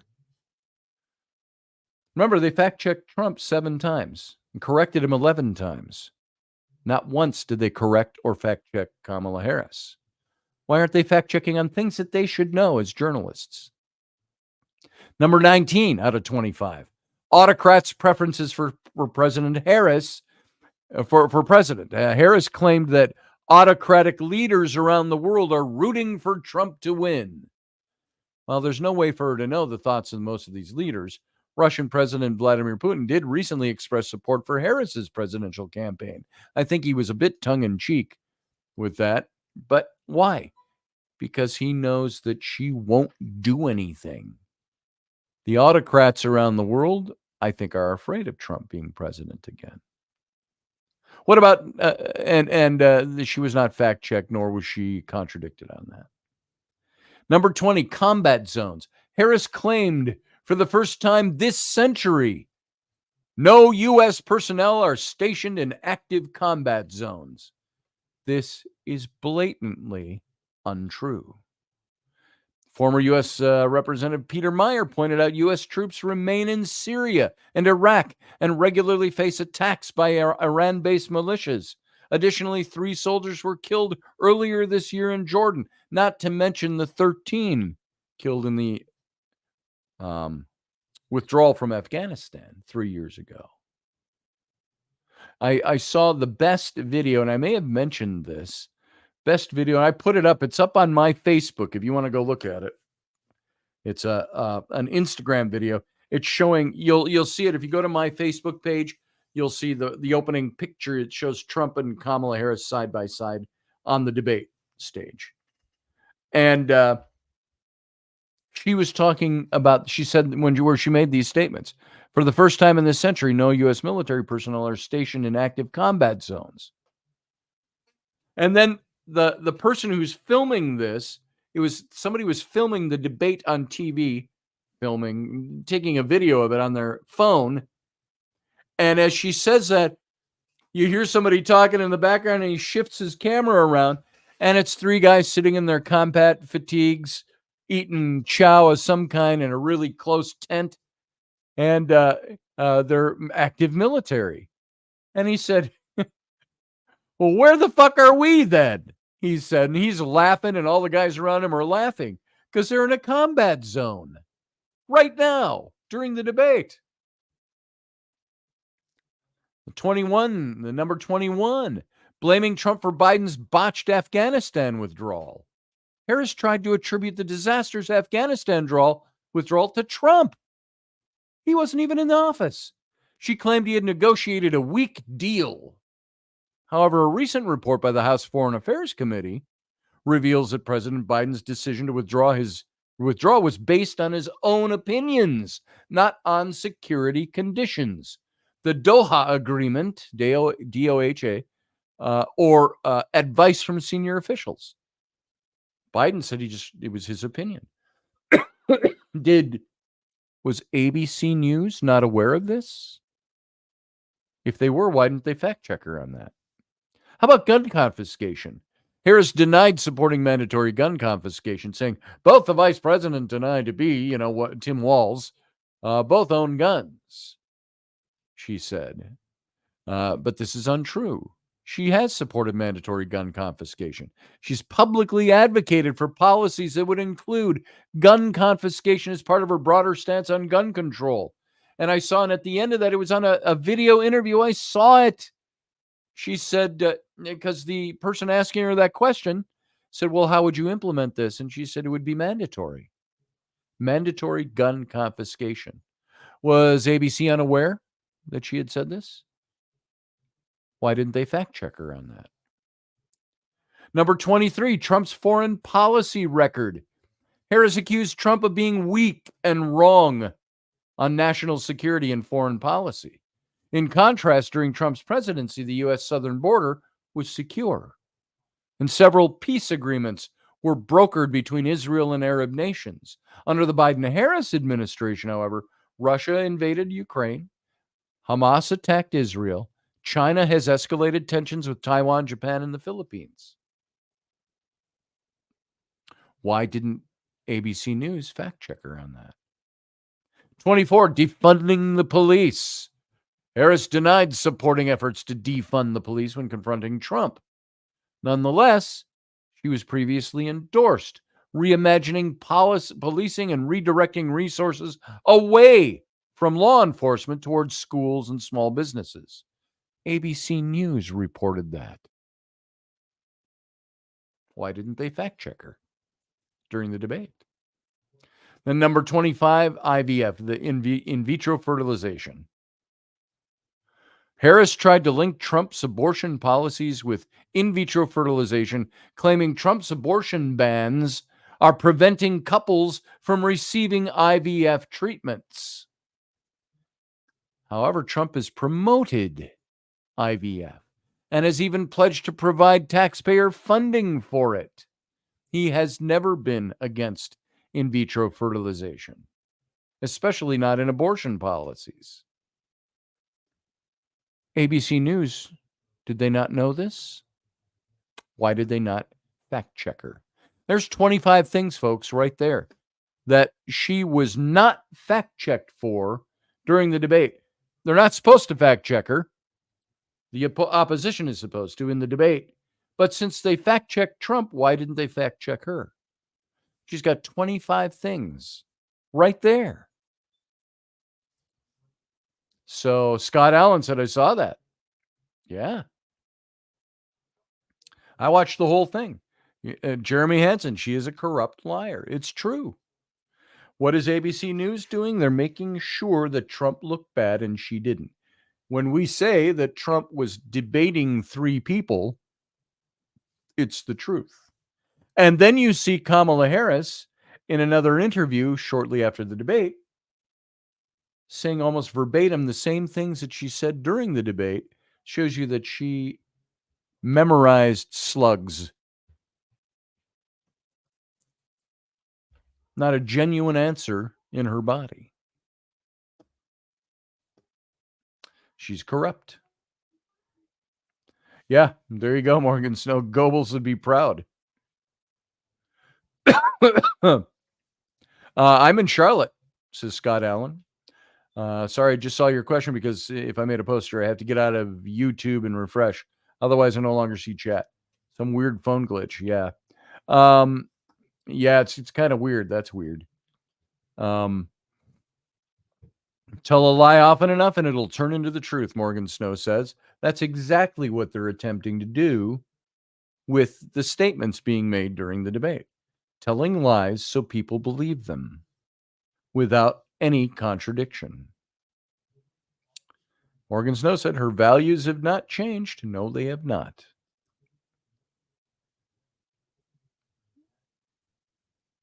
So I'm just seeing what some of you... Yeah, what's a buyback program, asks Randall Flagg. Last I checked, the government doesn't sell firearms to the citizenry. We'll buy back your gun. Well, you didn't sell it to me. She wants a mandatory buyback program, which means you got to start hiding your weapons from the government. What happens in a country when the citizenry has to hide their weapons from the government?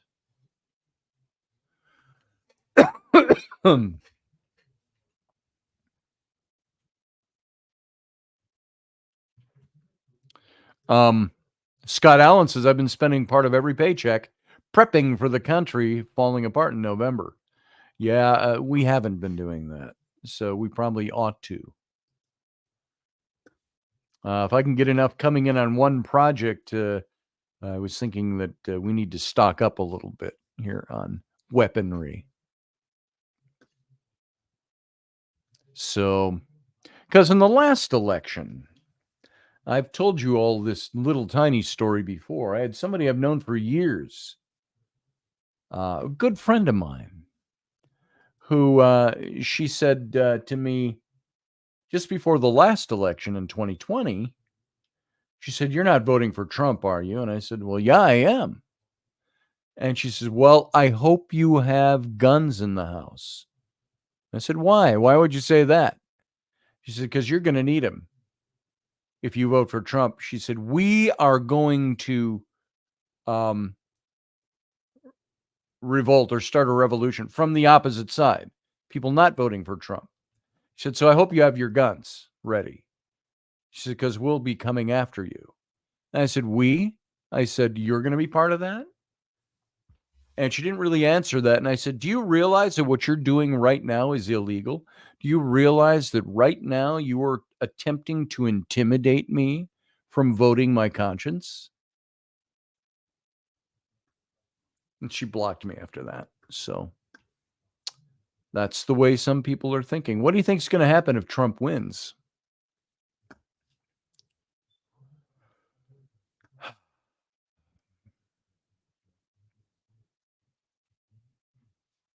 Steph says, "So what was 9/11?" Exactly. Trump abortion bans.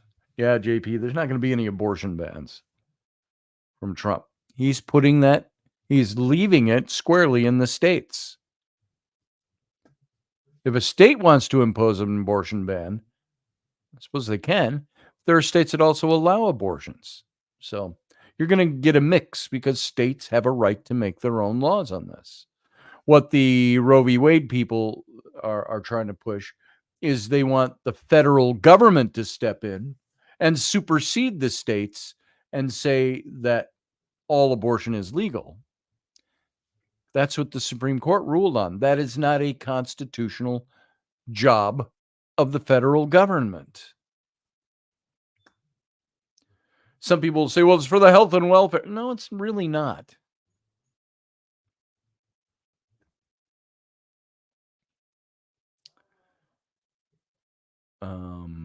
Scott Allen says, "I go into work at 3. There's supposed to be a Democrat gathering of 100 people there today. At least there will be a lot of people, which means money for me." Well, that's good. What do you do, Scott? I forget what you do. And so, yeah, there you go. There were the 25 things.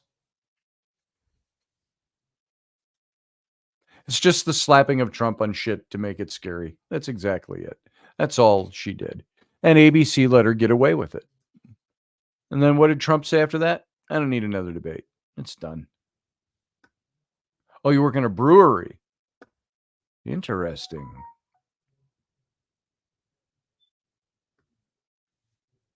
I think they may want to start something if Trump wins, but I think it will be nipped in the bud, says Valerie. I think you're right.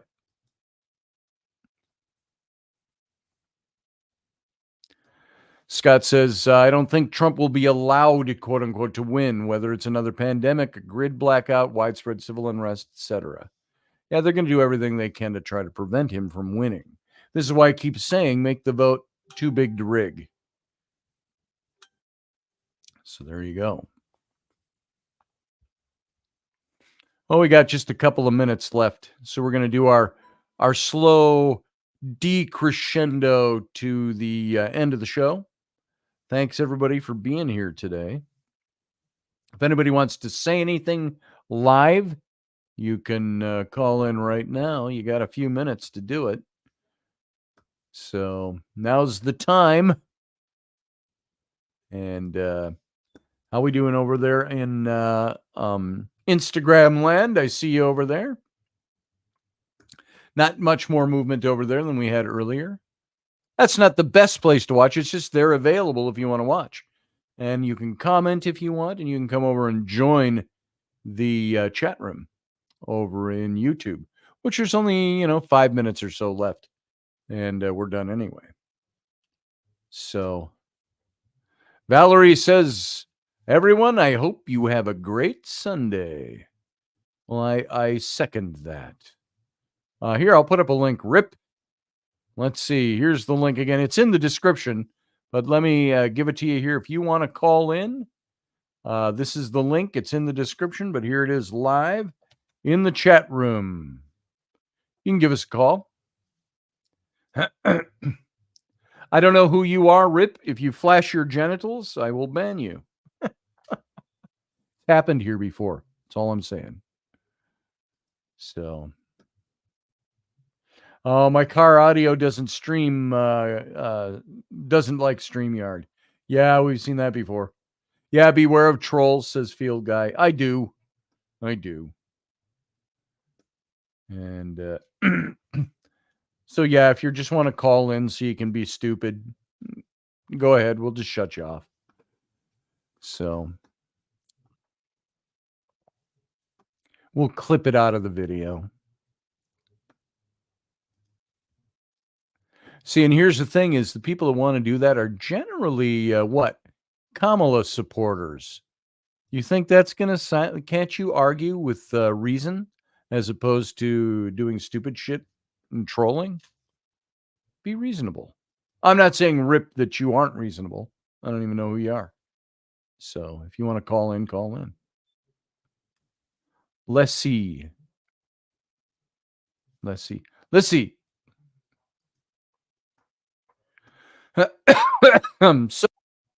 what do y'all got going this week? Remember, this week, Monday, Wednesday, Friday is our show.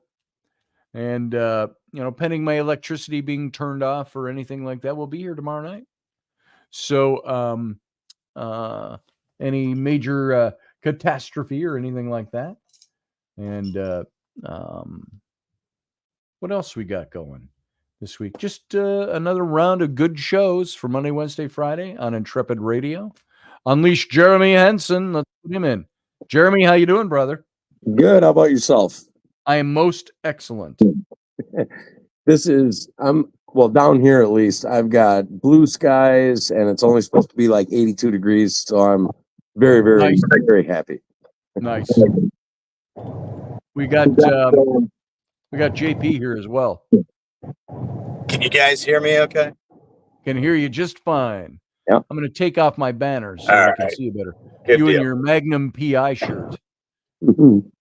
Right, yeah. I always wanted to get one of those. Yeah, the red Magnum PI Hawaii shirt.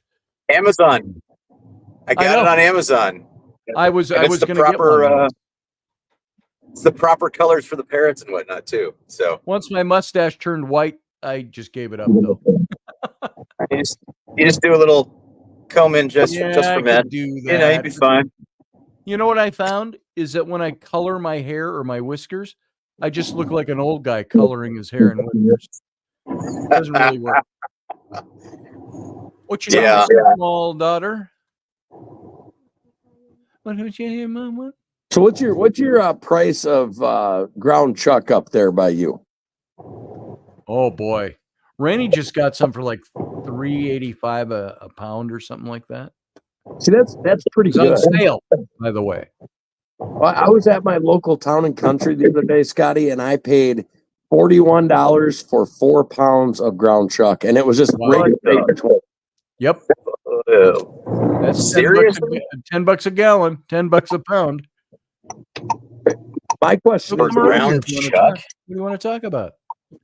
These people that want to vote for Kamala, I don't think they like groceries. Because I know what they say that, it's companies with their greed. But think about this. Do you think a company would have the balls to do if what they're doing what they're saying they're doing if Trump was in? Nope. And it's all other things too. It's not the big corporate companies just trying to raise their prices. I think it's the corporations trying to stay afloat. You got to, when things are more expensive to ship, to get in, to receive, to pay your people, and so on, cost of your goods are going to go up. Yeah, and people don't get that. And when people don't get that, they don't. Well, they vote based off of cult of personality rather than voting off of policy and past performance and things like that. And that's it was interesting. I was at supper last night with a group of friends at I was out at a rockabilly event this past weekend. I'm on my way back right now, but the one of the ladies that worked or that was there having dinner with us, she works the polls and stuff, right? Yeah. Like that voting commission stuff and things like that. Like she works that, and luckily, there was able to be conversation to be had that kind of, hey, I don't care who you vote for. Basically, it worked out to like I didn't care who anybody votes for. It's my concern was the election equipment with all the digital stuff and everything like that, because we've already seen the problems with the chips with like Huawei a couple of years ago, everything and all that stuff that was allowing anybody, as long as they had an internet connection, whether it was Wi-Fi or ground cable connection, hardline, that they could get into the systems. The PLA could get into the systems. They could actually access things, listen in on stuff. There were people from the U.S. government who ordered computers from the wrong supplier and have either done hefty fines or jail time. So, but it's like they didn't even know about that aspect. I brought up I was like, they said something about like, oh, the voting machines and all this, and I said, that concerns me. And it immediately kind of started into this whole thing of, oh, here's going to be this ultra conservative whatever going down this thing saying, election was stolen, this, that, and the other. And like I'm not saying that the election was stolen. I've never said that the election was stolen. I've never tried to imply that the election was stolen. I have a problem with things that are done through computer technology. And where is the guarantee? Where is the assurance that things have been properly vetted when you have a nation state that clearly has zero issue with finding ways to sneak stuff into things to be able to access it? And I agree with that. Once I brought some of the stuff up with Huawei, and they're like, "Hey, what?" And I was like, "Yeah." And they're like, "Oh," they settled down a little bit. There's still people out there who can have the discussions, but yeah. I want to say hey to KB. Good to see you, Kenny. Good morning. Hey, good morning, guys. Back on out, guys. Great show. I've been trying to get on, but I couldn't find the get on. But I have one bit of advice for JP before he goes. Yeah, you got on the Magnum shirt, but you're wearing a white T-shirt underneath it. Magnum. Oh yeah, no, I don't. Wore a white T-shirt. I don't have like a giant, woolen man carpet. Do I?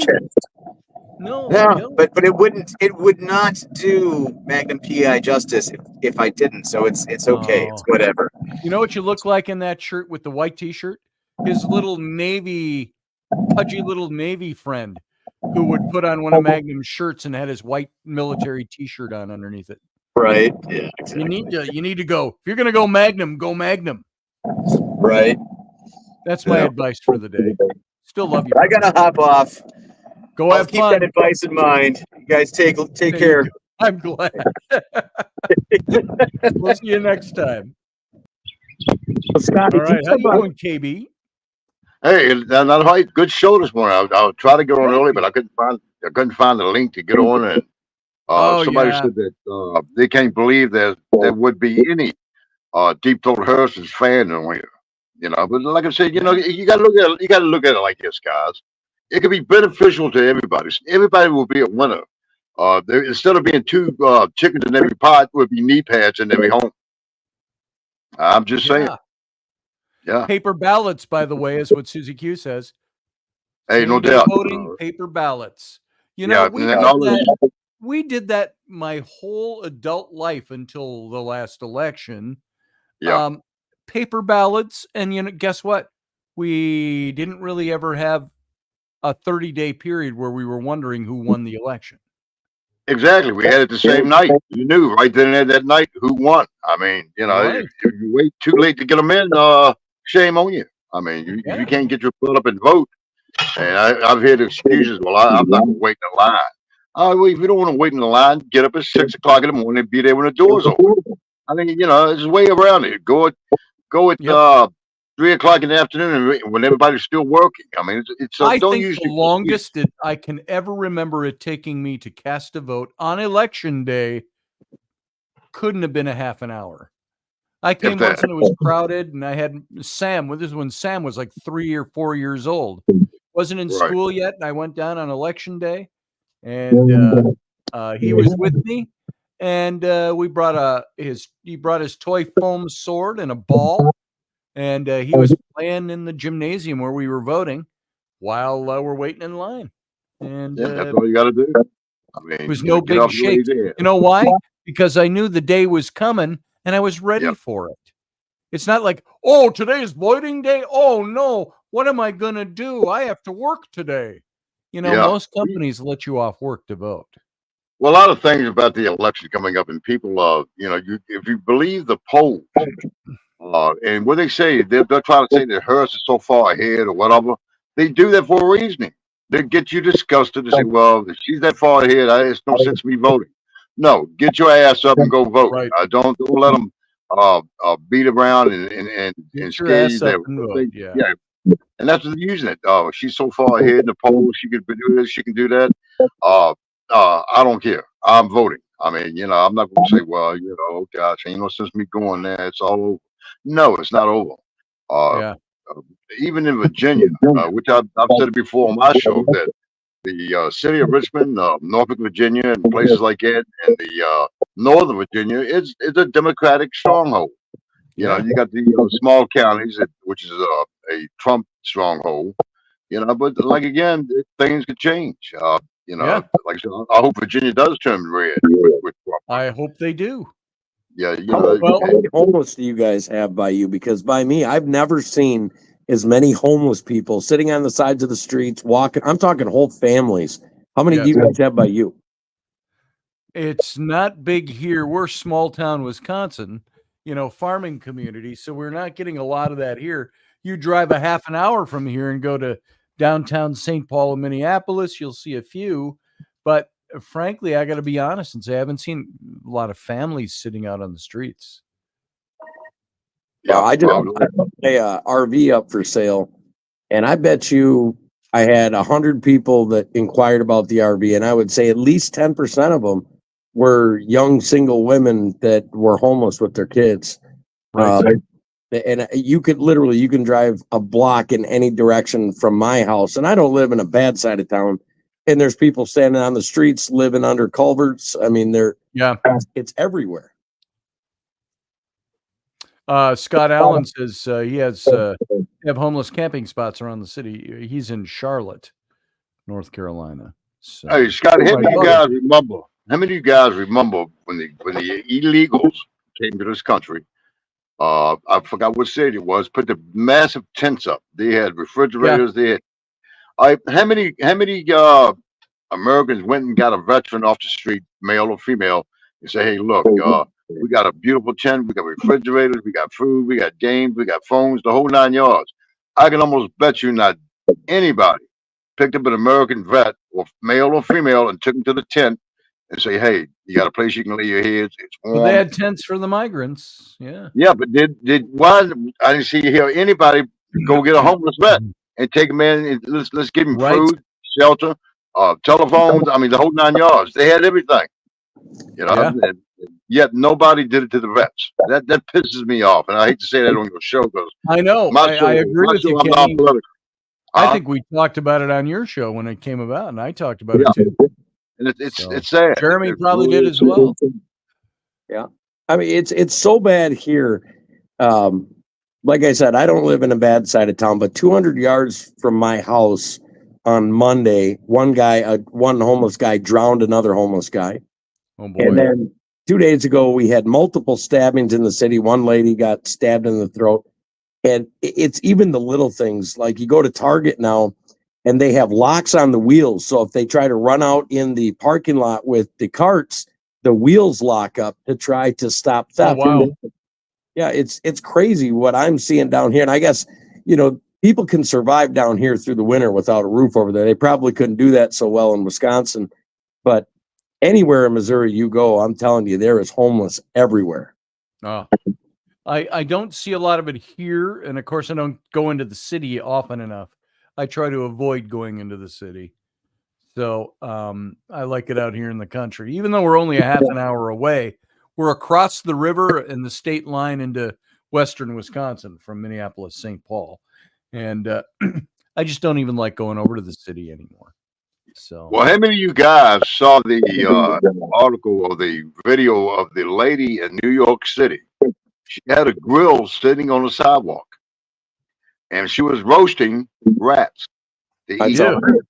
I saw it. I mean, but yet the media says that. the media says it's fake. I saw it on Newsmax the other day where the guy was running behind the geese and grabbing them by the neck. And this was on Newsmax. You're not going to see it on the Communist News Network. You're not going to see that. You know, they won't show that on the Communist News Network. But yeah, it's happening out there. These people will eat anything, and don't think it could happen. Think again. It's not eating, KB. They also practice. I don't know the right word to say on YouTube, but they practice using animals in their religious. Religious displays. Is that the best way to put it? Yeah. They do that, and you get you take Springfield, Ohio. There's 52,000 population, and then they literally flew in and dumped around 20,000 Haitians. What do you think is going to happen when almost half? What's going to happen? Yeah. Where are they going to house them? How are they going to feed them? And that in Springfield, their population was only 58,000. 58,000, yeah. And 20,000 of them are. What do they think is going to happen? And I see that happen here. When my wife and I were looking for a house. I've got Hondurans here. Everybody's housing Hondurans now. And why? Because they get $700 a piece for every Honduran that they put in their rental. So, you get a family of 6, 7, and most of the time they're not families. They're just young men, but you get 6 or 7. And are they vetted? I wouldn't, I'd take the $700 to house somebody, but I don't know if I want to house somebody I don't know anything about. I would want him where I have my small children. So what gets me, Scotty, is the illegals that come across the border. They give them a $2,000 Visa card, and they'll put money on that card each month for them, and then they turn it around taking my money, your money that you work for, money that you invested for your retirement.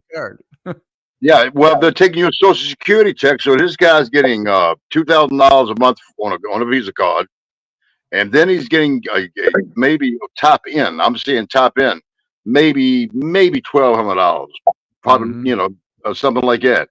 And we got American people that's getting $900, maybe $1,000 a month in Social Security, and that's it. But yet they're going to give them $2,000 and another $1,000, $1,200, and they're living good. I'm seriously, I'm thinking about going across the border, and want my card and maybe they'll give me some money, another check for Social Security. I would live great. I mean, for $3,000, if you know how to spend your money, you could do fine. And I get Social Security. I have to watch. I get Social Security. I also work. I paint. I illustrate. I do that stuff. If I start tattooing, and when I start tattooing full time, that's going to be something that's going to affect my Social Security. But I only get $1,200 a month. I can't live on that. All that does is augment. If I didn't work at all, I'd get $1,200 a month with my Social Security. That makes me mad, Scotty. The government, the United States government, money that you and I or anybody watching that's worked their whole life invested. Yep. You invested. The government didn't give you a damn thing. Okay, they tax you when you invested, but yet the government's got his hands in that money. And they will take my money and give it to an illegal. The illegal person has not done a damn thing for this country, has not invested that money in this country, and you go take my money and give it to an illegal. I tell you what, when I pass away, instead of putting the money back into their fund, how about just give it to my family members? How about giving it to them? No, we're gonna take. Well, KB's gone. We'll just put the money back in there, and we'll give it to another guy coming across the border.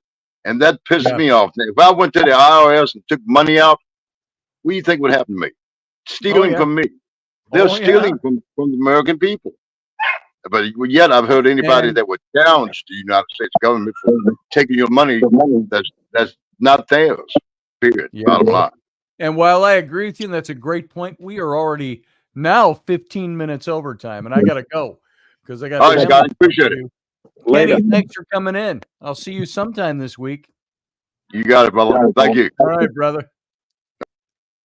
And Jeremy, thanks for being here, brother. Thank you, man. You have a wonderful day. I got to get you guys to come in earlier in the show next time. So, thanks, brother. All right, good to see you. I'll see you next time. All right, guys, guess what? It's that time. We're done.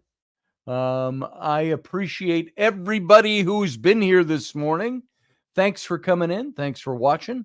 Be sure to join us Monday, Wednesday, Friday this week for the Intrepid radio program. Hopefully on Tuesday, I'll be back with Wendy Robertson for Robertson. I've got to talk to her. We missed this last week because my eyes were in no shape to do that. I had tried a show the night before, fell flat.